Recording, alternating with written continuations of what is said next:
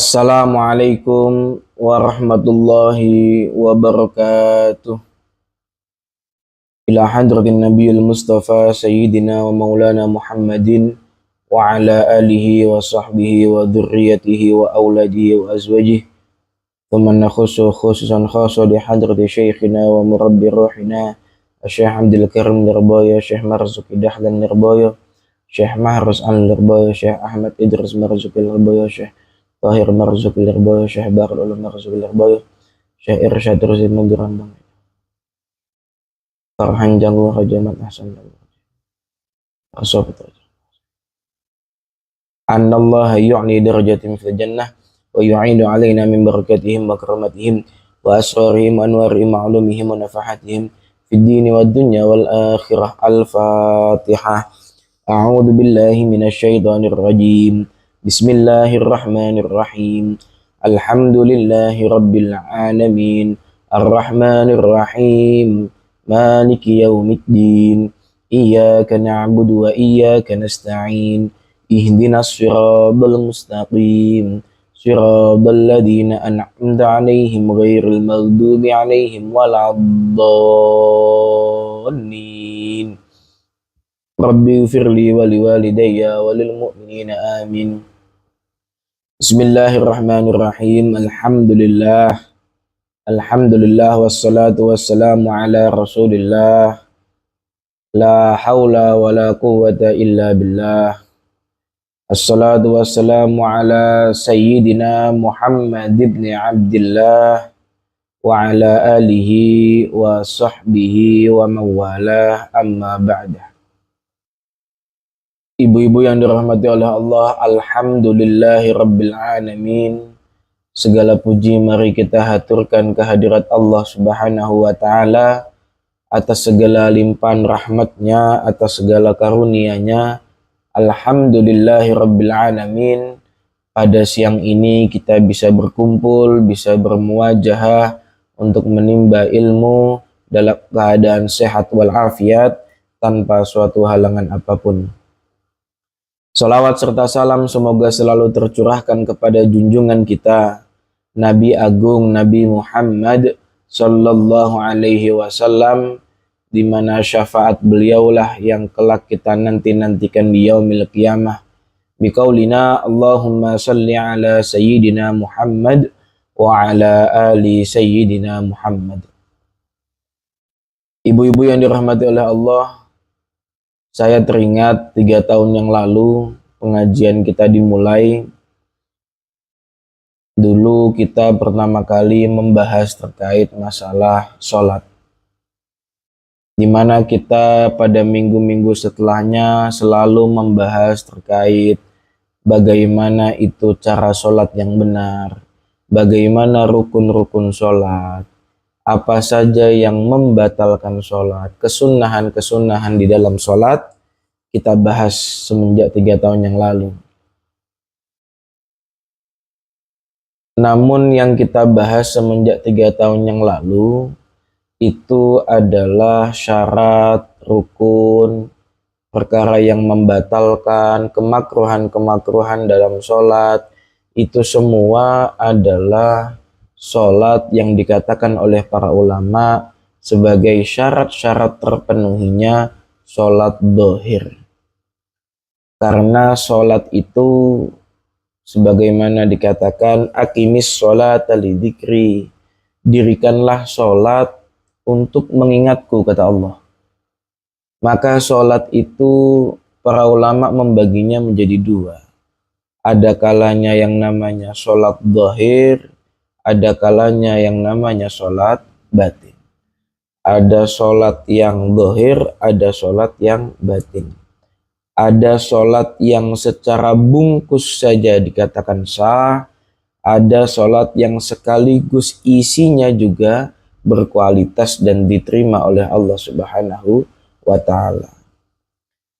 Apa yang kita bahas semenjak 3 tahun yang lalu itu adalah hal-hal yang menyebabkan sholat kita sah di dunia ini, dan kita telah dianggap gugur kewajibannya, dan kita telah dianggap tidak dosa karena telah melakukannya. Namun yang lebih penting kata Allah, aqimis sholata lidzikri. Dirikanlah sholat karena untuk mengingatku. Maka sebenarnya yang terpenting itu adalah bagaimana selain jasad kita yang menyembah Allah, akan tetapi hati kita juga tidak terlepas dari Allah. Perumpamaan botol ya ibu-ibu ya, perumpamaan botol air minum, maka botol itu atau wadah air itu adalah sholat kita secara jasad, sholat kita secara zahir. Sedangkan airnya, air putihnya itu adalah sholat kita secara batin.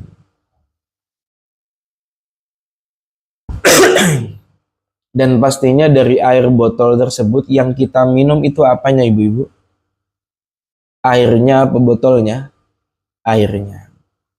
Namun bisakah kita minum air yang ada di dalam botol tersebut tanpa kita menggunakan botol tersebut? Nggak bisa. Namun apakah ketika botol itu penting maka kita hanya memakan atau mengkonsumsi botol saja? Tidak. Maka nisbatnya sholat, syarat-syaratnya sholat, rukun-rukunnya sholat, perkara-perkara yang membatalkan sholat, itu nisbatnya botol adalah bungkus atau wadah dari air. Sedangkan kekhusyuan di dalam sholat, menghadirkan Allah dalam hati kita, mengingat Allah dalam hati kita, memfokuskan Allah sebagai tujuan kita, itu adalah nisbatnya botol tadi adalah air yang ada di dalam botol. Yang sejatinya kita butuhkan itu adalah mengingat Allah. Yang sejatinya kita butuhkan itu adalah khusyuk dalam sholat, fokus tujuan kepada Allah. Akan tetapi semua itu tidak dianggap sah, tidak dianggap benar ketika tidak ada bungkus berupa sholat secara zahir. Berupa syarat-syarat sholatnya terpenuhi, rukun-rukunnya sholat terpenuhi, perkara yang membatalkan sholat tidak dilakukan. Maka dua-duanya ini saling mengisi.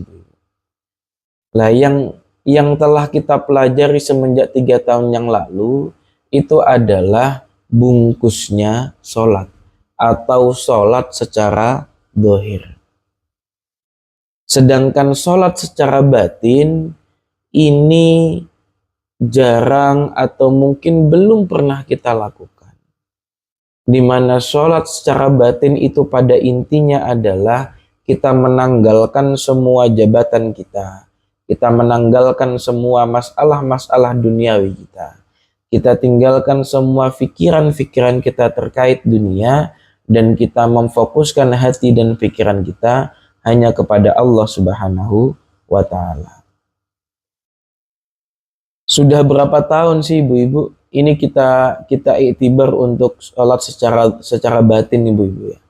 Nisbatnya kita kalau sholat setiap hari selalu membaca Fatihah. Kita sholat tiap hari selalu membaca tasyahud awal, tasyahud akhir. Ketika sholat kita membaca surat-suratan yang disunahkan, surat Qul huwallahu ahad, surat Qul a'udzu birabbin nas, surat Qul a'udzu birabbil falaq, surat Inna a'tainakal kautsar, dan berbagai ayat-ayat Al-Qur'an yang ada di dalamnya itu kita baca. Namun pernahkah kita ingin mengetahui bagaimana makna dari apa yang kita baca? Kita baca Al-Fatihah Bismillahirrahmanirrahim, Alhamdulillahi Rabbil Alamin. Itu setiap hari kita ulang-ulang terus. Apakah kita pernah tahu makna dari Al-Fatihah? Kita baca Qul huwallahu ahad, Allahus samad, lam yalid wa lam yulad wa lam yakul lahu kufuwan ahad. Pernahkah kita cari tahu makna dari ayat tersebut? Lah ini yang dimaksud sholat secara zahir, perbedaannya dengan sholat secara batin. Sholat secara zahir hanya membaca surat Al-Fatihah Yang penting benar bacaannya, yang penting fasih bacaannya, maka salatnya sah. Namun salat secara batin itu bukan hanya membaca surat Al-Fatihah dengan lisan, akan tetapi juga menghayati bagaimana isi kandungan dari Al-Quran.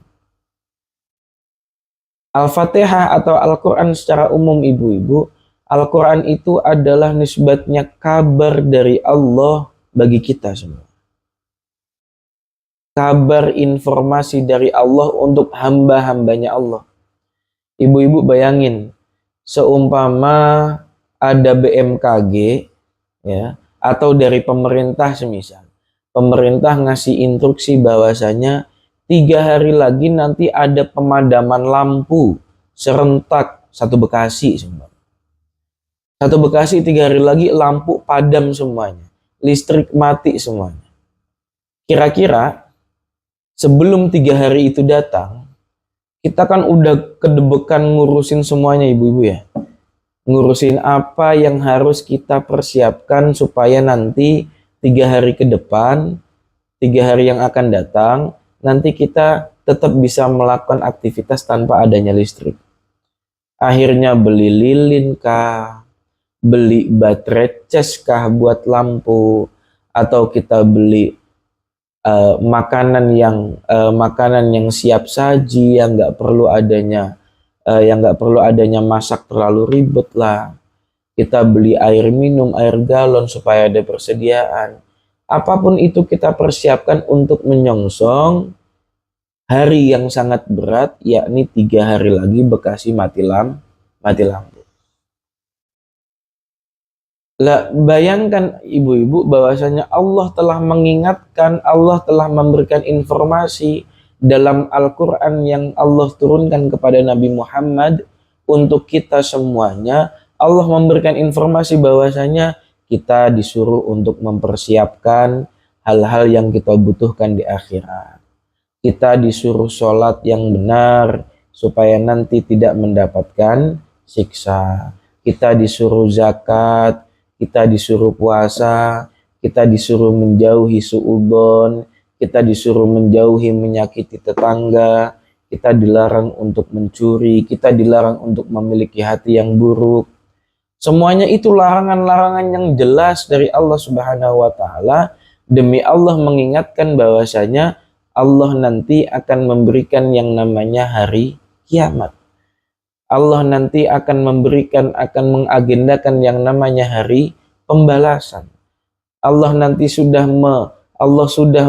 memberikan waktu yang pasti bagi ajal setiap manusia, di mana setelah ajalnya manusia akan masuk ke dalam liang lahat, akan masuk ke alam barzah, di mana alam barzah itu nanti ada munkar, ada nakir, di mana dalam alam barzah nanti ada siksa kubur, di mana di alam barzah nanti akan reply semua amal perbuatan kita, baik yang berpotensi pahala ataupun yang berpotensi dosa.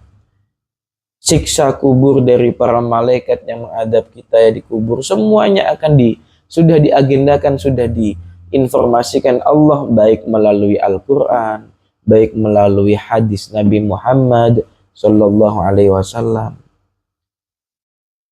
Namun apakah kita sudah mempersiapkannya? Apakah usaha kita ketika ada pengumuman dari pemerintah pemadaman lampu 3 hari lagi di Bekasi, kemudian kita usaha sedemikian rupa, apakah sudah sama dengan usaha kita ketika untuk mempersiapkan akhirat? Apakah kita ketika ada azan panggilan Allah ketika waktu subuh, apakah kita benar-benar sudah bergegas untuk melaksanakan sholat subuh? Apakah kita sudah benar-benar mempersiapkan diri kita untuk tidak melakukan maksiat? Apakah kita sudah benar-benar menjaga diri kita supaya kita tidak merugikan orang lain, supaya kita tidak suudzoni orang lain, supaya kita tetap berbuat baik terhadap orang lain? Sudahkah itu semua kita persiapkan dengan matang? Nah, maka fungsi dari kita mengetahui ayat-ayat Al-Quran secara makna ibu-ibu adalah supaya kita tahu apa saja sih informasi yang telah Allah berikan pada kita. Sehingga ketika kita tahu maknanya, kita bisa mempersiapkannya. Ketika kita tahu maknanya, maka kita bisa lebih khusyuk di dalam sholat. Kita mengetahui, oh ketika membaca takbir Allahu Akbar, itu maknanya adalah kita memuji Allah, kita berzikir kepada Allah, Allah Maha Besar. Kemudian dilanjut membaca suratul Fatihah, Bismillahirrahmanirrahim, dengan menyebut nama Allah yang Maha Pengasih dan Penyayang. Alhamdulillahi Rabbil Alamin, segala puji bagi Allah, Tuhan semesta alam. Ar-Rahmanir-Rahim, yang Maha Pengasih lagi Maha Penyayang. Kita puji Allah, kita hayati pujian-pujian kepada Allah. Maliki Yaumiddin, yang merajai hari pembalasan, yang menguasai hari pembalasan. Iyyaka na'budu wa iyyaka nasta'in. Kita hayati iyyaka na'budu wa iyyaka nasta'in. Hanya kepada Engkaulah kami menyembah, dan hanya kepada Engkaulah kami memohon pertolongan. Itu kita hayati, Ibu. Kalau kita tahu maknanya, maka kita bisa menghayatinya.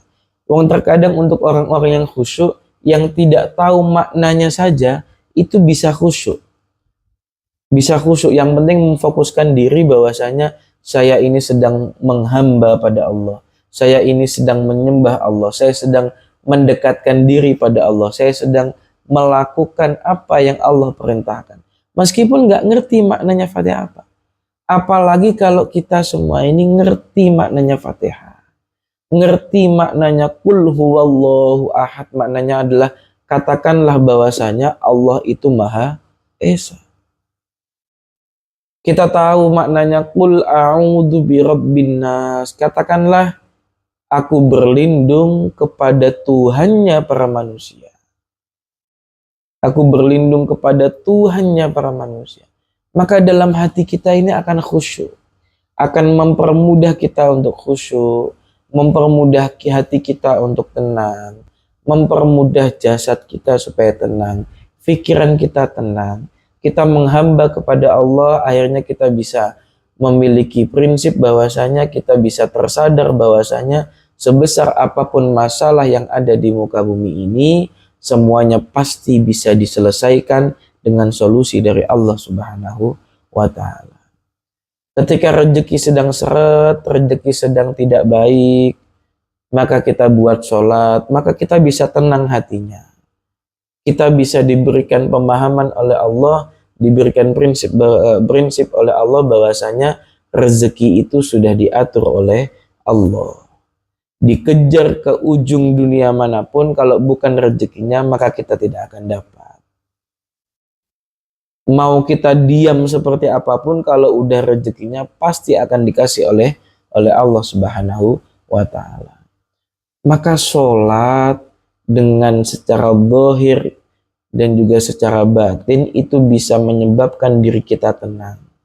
Maka dikatakan bahwasanya sholat secara zahir itu adalah haknya jasad kita, zakatnya jasad kita. Jadi jasad kita ini, Ibu, anggota badan, tubuh, tangan, kaki, kepala, semuanya itu butuh dizakati. Zakatnya dengan apa? Dengan sholat. Namun bukan jasad kita saja yang dibutuhkan untuk dibersihkan, untuk dizakati. Tapi yang lebih berhak untuk dizakati, untuk dibersihkan adalah hati kita. Maka bagaimana cara menzakati, bagaimana cara membersihkan hati kita? Ya kita khusyuk dalam sholat. Ibu-ibu yang dirahmati oleh Allah, Imam Al-Ghazali mengatakan bahwa sholat yang tidak khusyuk itu layaknya orang yang mengantarkan hadiah kepada sang raja, akan tetapi bungkusnya hadiah tersebut bagus, pitanya dari emas, kemudian motifnya itu sangat bermacam-macam, warnanya pun sangat menggoda, akan tetapi ketika dibuka isinya ternyata kosong. Bayangkan ketika ada seorang raja menerima hadiah yang bungkusnya sangat baik, bungkusnya sangat indah. Ada rakyat yang memberikan bungkus hadiah tersebut, ketika dibuka oleh raja ternyata isinya kosong. Kira-kira rajanya itu akan berpikir bagaimana loh? Ini rakyatku berniat ingin memberikan hadiah padaku atau berniat mau menghinaku? Berani-beraninya seorang rakyat memberikan bungkus hadiah yang baik terlihat dari luar, akan tetapi kosong ketika dilihat ke dalam.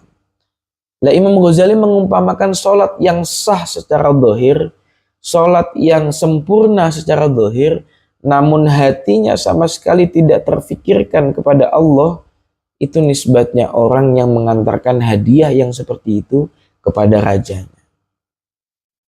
Maka ayo ibu-ibu, kita sempurnakan sholat kita. Kalau kita sudah sholat secara zahir yang sah, maka ayo kita mulai khusyuk kita. Maka dulu sering saya katakan, kalau seumpama belum bisa khusyuk secara keseluruhan, paling tidak dalam 3 posisi, dalam 3 titik sholat ini harus khusyuk. Yang pertama ketika membaca Allahu Akbar sambil niat. Kemudian yang kedua ketika kita membaca Iyyaka na'budu wa iyyaka nasta'in. Kemudian yang ketiga ketika kita membaca syahadat asyhadu alla ilaha illallah wa asyhadu anna muhammadar rasulullah. Paling tidak kalau belum bisa khusyuk semuanya, dalam 3 titik sholat ini kita harus khusyuk. Tapi bukan hanya 3 ini ibu-ibu, kalau 3 ini sudah terbiasa kita lakukan, maka ayo kita tambahkan lagi. Mungkin bukan hanya ketika membaca Allahu Akbar, tapi juga ketika membaca suratul Fatihah, kita juga khusyuk. Sudah bisa khusyuk, kita tambah lagi, ketika ruku kita juga khusyuk. Tambah lagi ketika sujud kita khusyuk. Maka pelan-pelan kita khusyukkan semua bagian sholat dalam sholat kita. Kemudian untuk menunjang khusyuk kita ibu-ibu, bukan hanya ketika sholat kita membaca Fatihah plus merenungi maknanya, bukan hanya kita fokus kepada Allah ketika sholat, akan tapi ada beberapa hal yang bisa membantu kita untuk khusyuk. Di antaranya ulama mengatakan at-tuhur miftahus sholat. Bersuci itu adalah kunci dari sholat. Maka banyak para ulama yang menganjurkan bahwasanya kalau mau sholatmu khusyuk, maka khusyukkanlah wudhumu. Ya kalau sholat mungkin kan masih banyak ibu-ibu ya, yang khusyuk, yang fokus, yang benar-benar merenungi. Akan tetapi yang lebih jarang lagi untuk khusyuk itu adalah khusyuk di dalam wudhu. Lah wudhu ngapain Ustaz? Kok wudhu pakai ada khusyuknya segala? Loh, wudhu itu ibu-ibu adalah termasuk ibadah. Bukan cuma sholatnya saja yang ibadah. Wudhu pun itu juga ibadah. Buktinya apa ya? Buktinya ada niatnya. Nawaitul wudu'a liraf'il hadasi lillahi ta'ala. Saya niat wudhu untuk menghilangkan hadas karena Allah Ta'ala. Makanya tadi dikatakan at-tuhur miftahus sholat. Bersuci, berwudu, mandi dari hadas besar, wudu dari hadas kecil, itu adalah kuncinya sholat. Karena kalau wudunya khusyuk, maka insya Allah sholatnya juga khusyuk. Bagaimana cara khusyuk dalam wudu? Yang pastinya menghadirkan diri kita kepada Allah Subhanahu wa Ta'ala, menghadirkan niat kita bahwasanya kita berwudu itu untuk beribadah kepada Allah Ta'ala ketika pada waktu niat. Yang kedua, di setiap basuhan kita pertama membasuh wajah, atau pertama kita berkumur-kumur.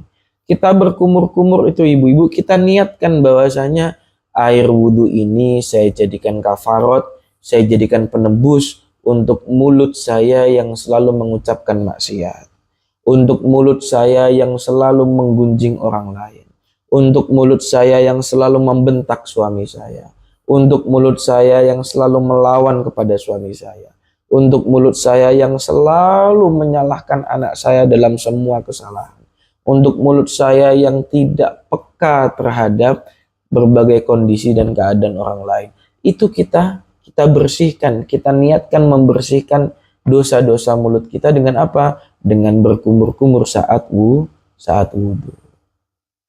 Dilanjutkan kemudian kita sholat, kita membasuh wajah. Membasuh wajah kita niatkan mudah-mudahan dengan barokah wudhu ini kita bisa menghadap kepada Allah dengan keadaan wajah yang berseri-seri. Dosa-dosa kita bisa kita hapuskan dari wajah kita. Dosa-dosa kita bisa rontok dengan adanya wudhu kita karena kita ingin menghadap kepada Allah yang maha suci, yang maha bersih, yang maha indah. Lawang kita saja ibu-ibu kalau ingin madep ke lurah, kita ingin ada jadwal agenda rapat sidang, kita ada agenda mau semisal apapun itu agenda yang bersama dengan orang-orang tokoh-tokoh yang memiliki kedudukan tinggi, lah bagaimana kita ingin menghadap kepada Allah yang maha tinggi? Bagaimana kita mau menghadap kepada Allah yang maha memiliki semua orang-orang yang tinggi? Maka sudah selayaknya kita juga membersihkan wajah kita, supaya wajah kita itu bisa pantas dan layak untuk sowan menghadap kepada Allah Subhanahu wa Ta'ala. Kita niatkan juga ketika membasuh wajah, kita niatkan mudah-mudahan nanti di akhirat wajah kita termasuk wajah yang diputihkan dan bersinar di hadapan Allah Subhanahu wa Ta'ala. Bukan digolongkan kepada orang-orang yang wajahnya menghitam karena saking banyaknya dosa. Kita niatkan ibu-ibu, kita niatkan. Kemudian kita membasuh pelupuk mata. Pelupuk mata ini sering saya katakan wajib untuk dibasuh. Baik pelupuk mata yang bagian luar maupun yang dalam maupun yang bawahnya. Ini kita bersihkan. Dengan niat apa? Dengan niat untuk membersihkan mata-mata kita dari maksiat. Membersihkan mata kita dari dosa. Membersihkan mata kita dari segala hal yang tidak Allah ridhoi namun tetap kita lihat. Kita niatkan itu ibu-ibu untuk membersihkan semuanya. Kemudian beralih ke tangan. Tangan kita niatkan untuk supaya tangan kita itu mendapatkan amal baik dari Allah dari arah kanan. Membasuh tangan kanan kita niatkan mudah-mudahan nanti amal baik saya diberikan oleh Allah berasal dari sebelah kanan dan saya terima dengan tangan kanan. Ketika membasuh tangan kiri kita niatkan mudah-mudahan tangan kiri kita ini tidak menerima amal perbuatan kita. Karena di akhirat nanti ketika amal perbuatan kita diterima oleh tangan kiri atau berasal dari arah kiri, maka bukti bahwasanya, tanda-tanda bahwasanya lebih banyak amal perbuatan buruk kita. Namun ketika di akhirat nanti kita mendapatkan buku catatan amal berasal dari kanan, kemudian diterima dengan tangan kanan, maka ada potensi besar kita masuk ke surganya Allah Subhanahu wa Ta'ala, yang nanti buku catatan itu akan ditimbang. Lebih berat mana antara buku yang berasal dari kiri atau buku yang berasal dari kanan, antara buku catatan amal buruk dengan buku catatan amal baik. Yaitu kita niatkan tangan kita ketika membasuh tangan, dan juga kita niatkan membersihkan tangan-tangan kita seumpama kita itu melakukan maksiat dengan tangan kita. Tangan kita banyak melakukan dosa. Kita niatkan membersihkan dosa-dosa tersebut. Dilanjutkan dalam semua anggota tubuh yang kita basuh, kita niatkan beribadah kepada Allah Subhanahu wa Ta'ala. Kita niatkan supaya kita membersihkan dosa-dosa kita. Kita niatkan supaya kita membersihkan anggota tubuh kita supaya kita pantas untuk menghadap kepada Allah Subhanahu wa Ta'ala. Nah, selain khusyuk dalam wudu, para ulama juga menganjurkan supaya kita untuk khusyuk dalam sholat, maka dawamkanlah wudu atau lazimkanlah wudu, atau bahasanya peliharalah wudu. Maka sebisa mungkin kalau seumpama kita habis wudhu, sholat, setelah sholat, kalau sekiranya kita mau kencing, kencing ke kamar mandi, cuman habis kencing kita wudhu lagi. Kita mandi, kamar mandi, batal wudhunya, selepas mandi, sebelum keluar kita wudhu. Dengan niat apa? Untuk mendawamkan, untuk memelihara wudhu kita, sehingga nanti ketika sholat, kita itu juga bisa khusyuk. Bahkan para ulama itu ibu-ibu, ada yang saking memperhatikan, ingin gimana caranya supaya bisa bersih, sehingga bisa sholat dengan khusyuk, setiap mau sholat pasti mandi.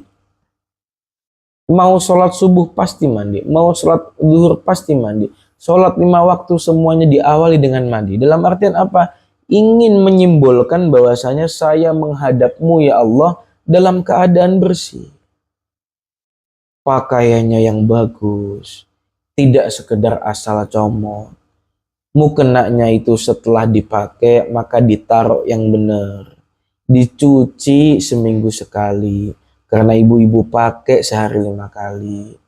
Dikasih parfum yang non alkohol, dikasih parfum yang wangi.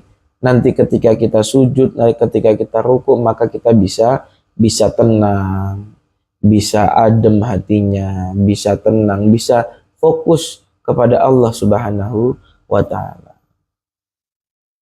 Ibu-ibu yang dirahmati oleh Allah, Sayyidina Abu Bakar As-Siddiq, beliau pernah mengatakan, "Qumu ila narikum au qattumuha fa'atfi'uha ay bis shalah."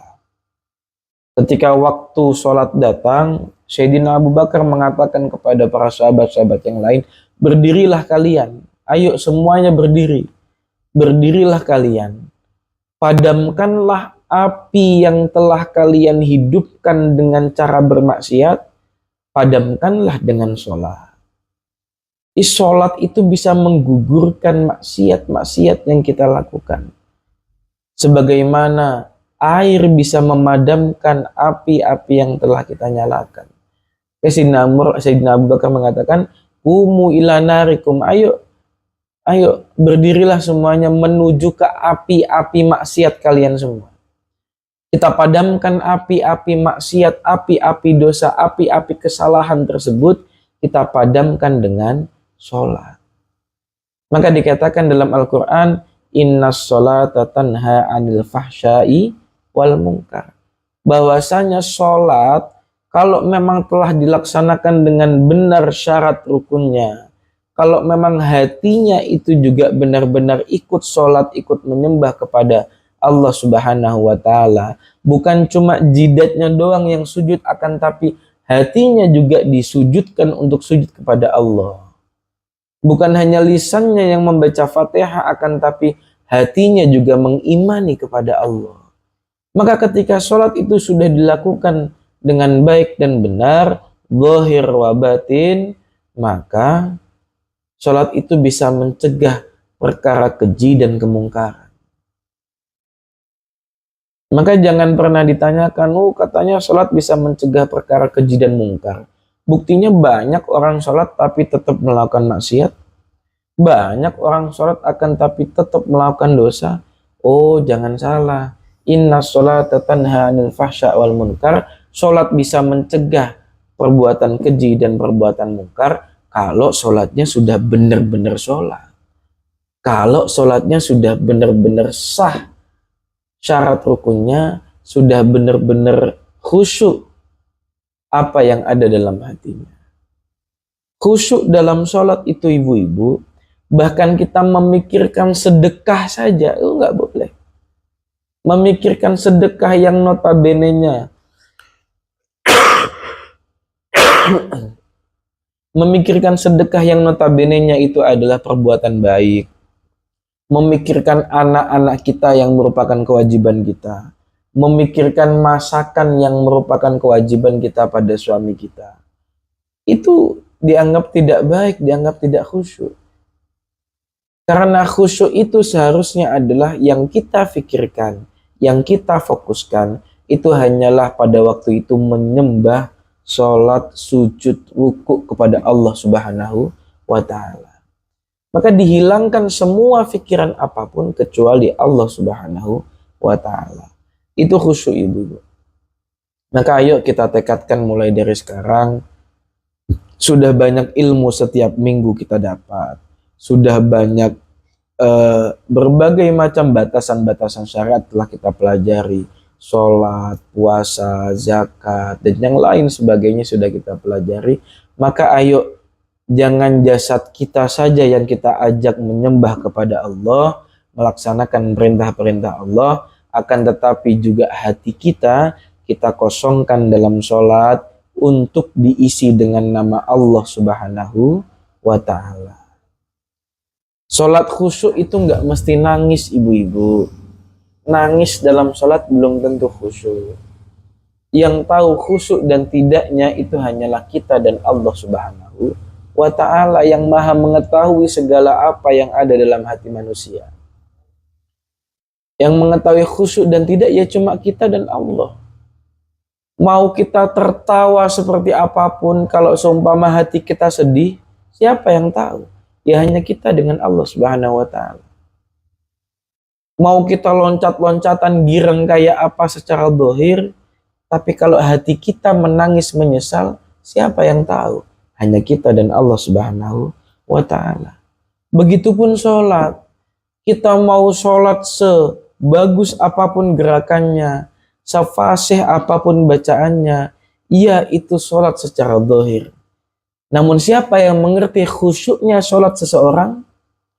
Mau dia nangis sesenggukan dalam sholat, mau dia nangis seperti apapun, kalau hatinya tidak khusyuk, siapa yang tahu? Hanya dia dan Allah Subhanahu wa ta'ala. Maka ayo kita mulai perbaiki sedikit demi sedikit kualitas sholat kita. Baik kualitas zahir dengan menambah pengetahuan terkait apa saja rukun sholat, bagaimana tata cara rukun sholat yang benar, bagaimana tata cara wudhu yang benar, sujud yang benar, ruku yang benar, tahiyat yang benar. Selain itu maka kita pelajari bagaimana posisi hati kita yang benar, bagaimana posisi pikiran kita yang benar ketika sholat.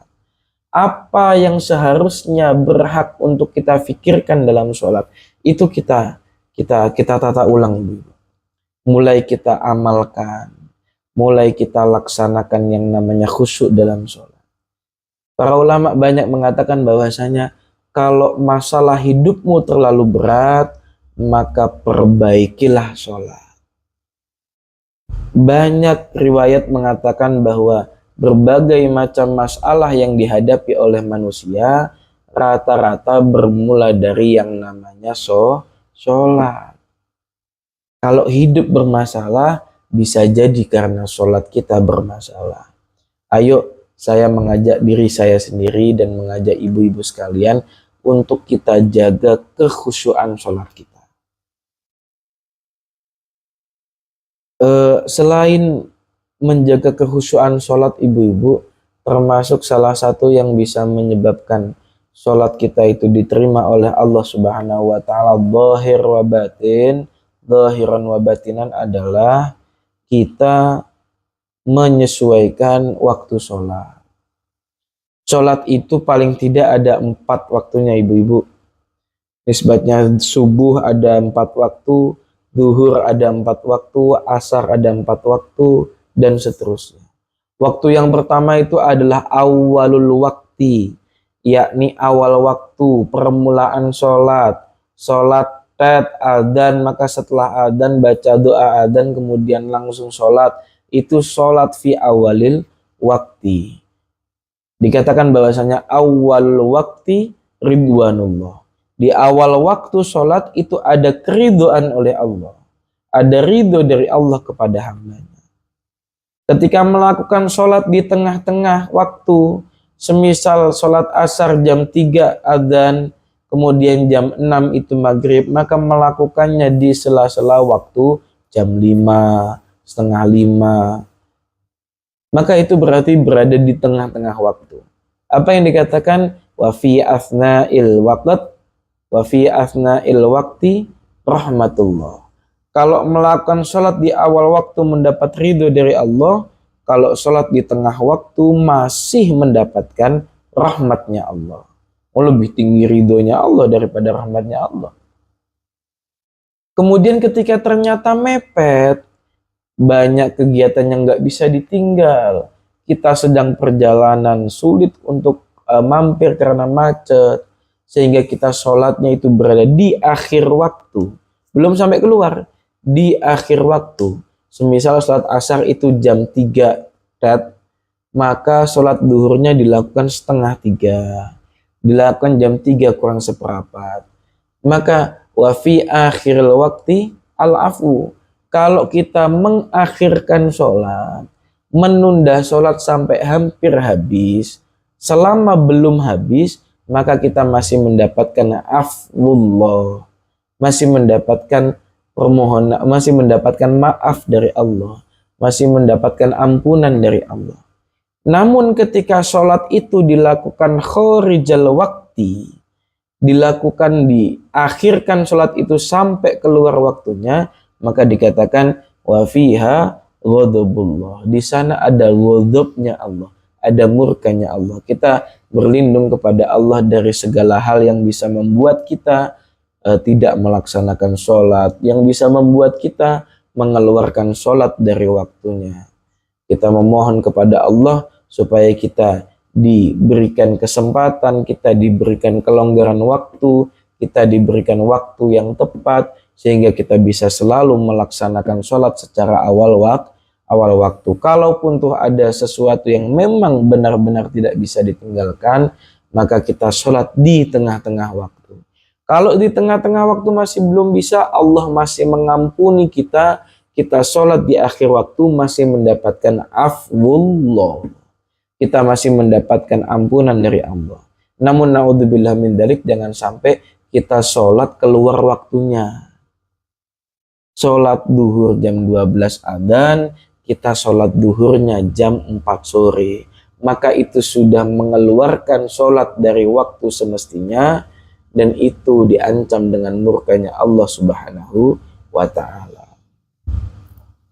Ibu-ibu yang dirahmati oleh Allah, pada kesempatan kali ini ilmu yang bisa kita dapat adalah bahwasanya ternyata sholat itu ada sholat dohir, ada sholat batin. Sholat dohir sudah kita pelajari dan kita ingat-ingat, kalau nggak tahu maka tanya. Namun dengan itu kita juga melengkapi bagaimana caranya supaya kita bisa sholat secara batin, yakni melaksanakan sholat dengan cara khusyuk. Kemudian ternyata khusyuk dalam wudhu bisa membantu kekhusyuan dalam sholat. Lah itu semua ilmu-ilmu yang kita dapat, beberapa, tidak terlalu banyak dari majelis ini. Sepulang dari majelis ini, ayo kita amalkan. Sepulang dari majelis ini kita sholat apa? Sholat asar. Maka ayo kita tekadkan dari sekarang, nanti kalau sholat asar saya wudhunya khusyuk, saya niat wudhunya itu khusyuk. Kita membasuh wajah benar-benar diniatkan supaya wajah kita terbebas dari pantulan-pantulan dosa kita yang tidak layak kita hadapkan ke hadirat Allah Subhanahu wa ta'ala. Itu kita praktekkan satu demi satu. Insya Allah, Allah kasih kemudahan kita untuk melaksanakan apa yang telah kita pelajari. Amin amin ya rabbal alamin. Ibu-ibu yang dirahmati oleh Allah, mungkin cukup sekian apa yang bisa saya sampaikan. Kurang lebihnya mohon maaf. Kita berdoa kepada Allah, kita memohon kepada Allah, mudah-mudahan berkah dari majelis ini kita bisa mengamalkan apa yang kita ketahui. Berkah dari majelis ini bisa disehatkan oleh Allah semua anggota keluarga kita, disehatkan kita semua, diangkat penyakit dari kita semua, dari keluarga kita, dari anak-anak kita, dari saudara-saudara kita, dari tetangga-tetangga kita. Mudah-mudahan mendapatkan berkah dari hadirnya kita dalam majelis ini, insya Allah. Yang sedang sakit mudah-mudahan cepat sembuh, diangkat penyakitnya oleh Allah. Yang sedang seret rezekinya, mudah-mudahan segera Allah limpahkan keberkahan rezeki di dalamnya. Orang-orang yang sedang orang-orang yang sedang membabat rizki, sedang membabat pekerjaan, sedang mencari pekerjaan, mudah-mudahan segera diberikan pekerjaan yang berkah dari Allah Subhanahu wa Ta'ala. Yang sedang nyekolahin anak, mudah-mudahan anaknya segera menjadi orang-orang yang memang benar-benar soleh, yang benar-benar bermanfaat bagi bangsa, agama, dan negara. Kita doakan semuanya yang baik-baik buat lingkungan kita. Lingkungan yang baik mudah-mudahan bisa menyebabkan anak-anak kita baik, regenerasi kita juga baik. Mudah-mudahan Allah kasih limpahan rahmat kepada kita semuanya. Bismillahirrahmanirrahim. Alhamdulillahirabbil alamin. Hamdan yafi ni'amahu wa yukafi mazidah. Ya Rabbana lakal hamdu wa lakal syukru kama yanbaghi li jalali wajhikal karim wa 'azimi sultanik. Allahumma salli ala sayyidina Muhammadin tibbil qulubi wa dawaiha wa afiyatil abdani wa shifaiha wa nurul absari wa diyaiha wa ala alihi wa sahbihi wasallim. Allahumma salli ala sayyidina Muhammadin salatan tunjina biha min jamil ahwali wal afat wa taqdi lana biha min jami'il hajat wa tutahhiruna biha min jami'is sayyi'at wa tarfa'una biha 'indaka 'alad darajat wa tuballighuna biha aqsal ghayat min jami'il khairati fil hayati wa ba'dil mamat innaka samian qaribun mujibud da'wat wa qadil hajat. Allahumma ighfir lana dhunubana wa liwalidayna warhamhuma kama rabbayana shighara. Rabbana dhalamna anfusana wa illam taghfir lana wa tarhamna lanakunanna minal khasirin. Rabbana hab lana min azwajina wa dhurriyyatina qurrata a'yun waj'alna lil muttaqina imama. Rabbana atina fid dunya hasanah wa fil akhirati hasanah wa qina adzabannar. Wa sallallahu ala sayyidina Muhammadin nabiyil ummi wa ala alihi wasallam. Subhana rabbika rabbil izzati amma yasifun wa salamun alal mursalin walhamdulillahi rabbil alamin. Bisirril Fatihah. A'udzu billahi minasyaitonir rajim. Bismillahirrahmanirrahim. Alhamdulillahi rabbil alamin. Arrahmanir rahim. Maliki yaumiddin. Iyyaka na'budu wa iyyaka nasta'in. Ihdinas siratal mustaqim. Siratal ladzina an'amta 'alaihim ghairil maghdubi 'alaihim waladdallin. Rabbi ighfirli wa liwalidayya wa lil mu'minina amin. Kurang lebihnya mohon maaf. Wal 'afwu minkum. Assalamu alaikum warahmatullahi wabarakatuh.